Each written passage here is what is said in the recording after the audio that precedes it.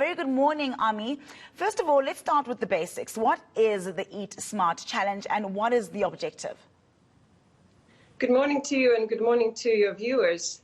Well, the Eat Smart Challenge is a 7-day online campaign that we're launching this coming Monday. And it's really about getting people to think about doing sustainable choices when it comes to cooking and to what we eat. So we will have an online challenge. The Eat Smart Challenge SA is the hashtag for those who want to join, where people will be asked to share their videos and photos and stories of how they innovate and create a more sustainable way of life when it comes to food and cooking. So it's going to be really fun, and everyone is welcome to participate. So we're looking forward to that next week. Ami, why is it so important to know every detail about your food, like what is in it, where it's grown, how it's transported? Why is this so important? Well, it's important because every choice we make has an impact on the planet. So we can make some very easy choices, easy changes to how we buy our food and how we cook, which will make a big impact when we all do it as individuals come together and do these changes to our planet. So it's important for the environment and it's important for the climate, of course. So what we have done is we're working with a partner next week, a fantastic South African food influencer, Lorna Maseko, who will also launch a competition in her channels on how we can make these changes in an easy and fun way.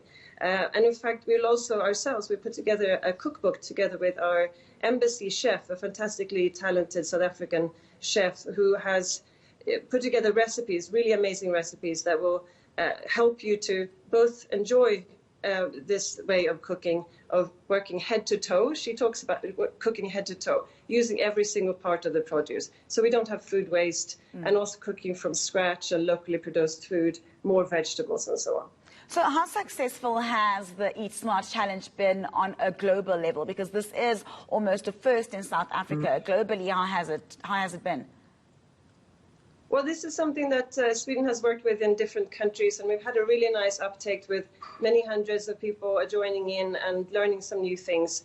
And I think when it comes to the impact, it's important to know that as soon as you start thinking about this, when you're in the shop and you're looking at where is this produced, and you can make some good choices there with some locally produced food. And for us in South Africa, we're so spoilt with having such fantastic vegetables and fruit, which are locally grown. So it's not a big, I wouldn't say it's a big sacrifice here. But of course, you can look at these things and that altogether makes a big impact. All right, Ami, just lastly, I know that the challenge coincides with the EU Climate Diplomacy Week. What is the correlation between food and sustaining the planet?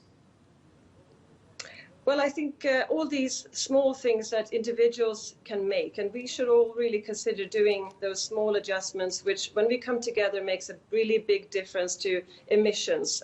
We should look at packaging, we should look at transport. So looking at food from that perspective will have a big impact.